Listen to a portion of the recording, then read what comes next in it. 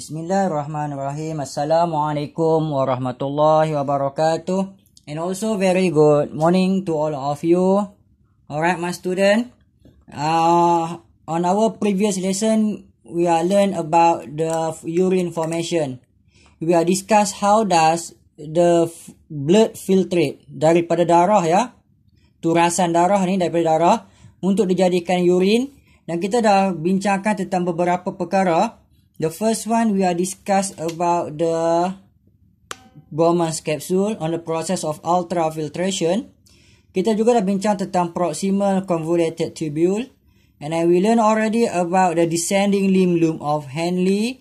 We already learn about the ascending limb loop of Henle. In this region, saya bincangkan banyak tentang proses ultrafiltration, di mana all the substance is filtrate out except for the blood cell and also the blood protein. In this region, saya dah bincang tentang proses reabsorption. Kalau kamu tengok anak panah keluar ni reabsorb ke secrete?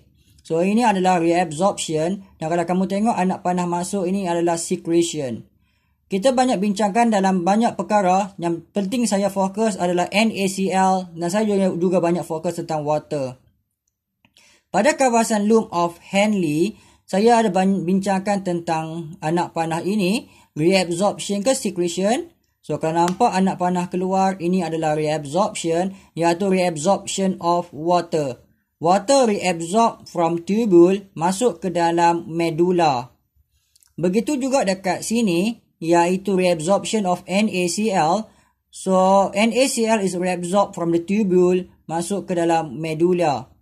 Saya ada bercakap tentang filtrate. Filtrate yang turun ke bawah ni become more concentrated. Filtrate yang naik ke atas ni become dilute.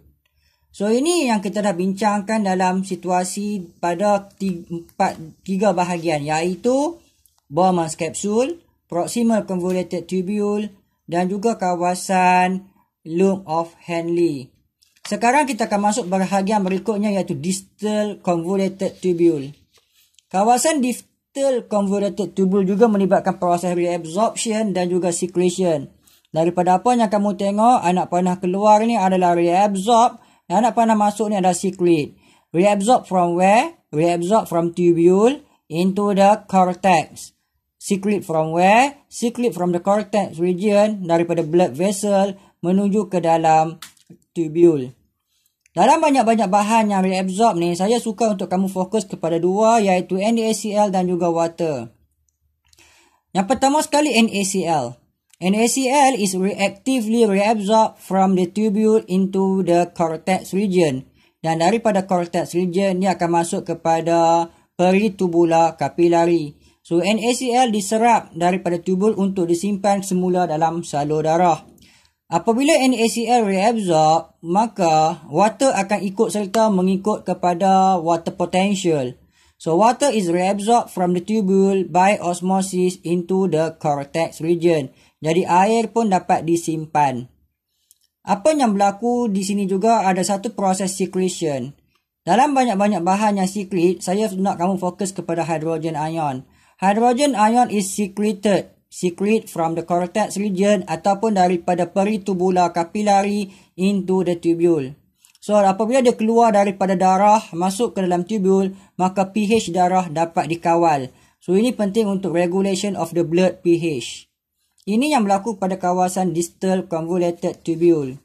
Jadi, concentration bagi filtrate tidak berubah. NaCl keluar, maka dia jadi dilute. Water keluar, dia kembali kepada keadaan asal. Apa yang kita nak lihat seterusnya adalah yang berlaku pada kawasan collecting duct. So, apa yang berlaku pada kawasan collecting duct ini? Nombor 5 yang kita akan rujuk adalah collecting duct. Kawasan collecting duct merentasi daripada cortex kepada medulla of the kidney. Hanya berlaku proses reabsorption sahaja pada kawasan collecting duct ini. Pada kawasan collecting duct, reabsorption berlaku. Yang pertama, macam biasa, kita akan fokus kepada NaCl. NaCl is actively reabsorbed from the tubule into the medulla. So, keluarlah NaCl daripada tubule ni collecting duct masuk ke dalam kawasan medulla. Kalau tadi banyak bincang cortex, ini medulla, highlight medulla. So, kawasan medulla menjadi sangat pekat. Kawasan apa? kawasan medula, kawasan luar tubul ni. Medula menjadi pekat. Apabila medula ini pekat, maka air pula akan ikut serta. So water is reabsorbed from the tubule by osmosis into the medulla. Jadi air pula akan keluar. Maka apa yang berlaku apabila air keluar, water is reabsorb. Maka kawasan dalam tubul ini daripada cair kepada menjadi lebih pekat. So water is conserved. Conservation of water occur. Bila air nampak air ni keluar daripada tubul, maka dia nak simpan air. Sebab dia tak mau air keluar sebagai air kencing. Dia simpan dalam medulla dan dia akan masuk ke dalam salur darah. So apa yang berlaku pada urine? Urine become concentrated. Bila habis saja keluar dari kawasan ni, kita mula panggil urine. Apa yang kita nak kamu faham? Semua ni kita panggil filtrate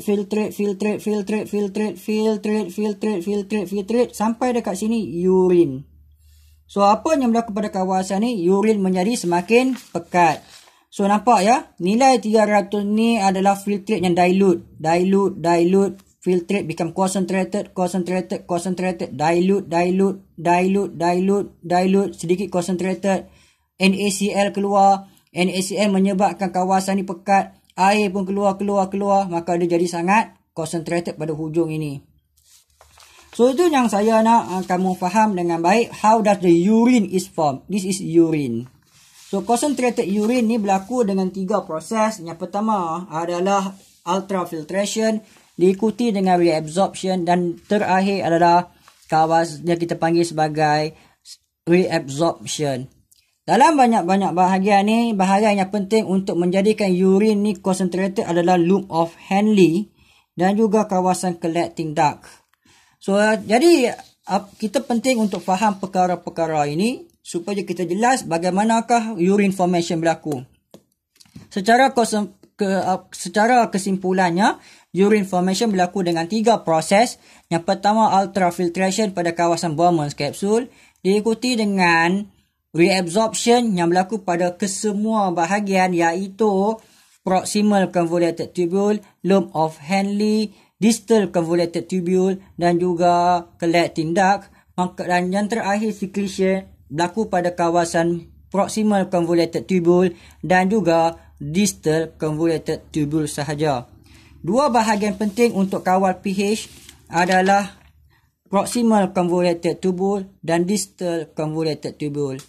2 bahagian penting untuk control water, iaitu loop of Henle dan collecting duct. Air keluar, NaCl keluar, jadikan medulla pekat. NaCl keluar, jadikan medulla pekat. Bila medulla menjadi concentrated, air akan keluar untuk bertindak sebagai proses reabsorption, bagi pergerakan daripada high water potential to low water potential.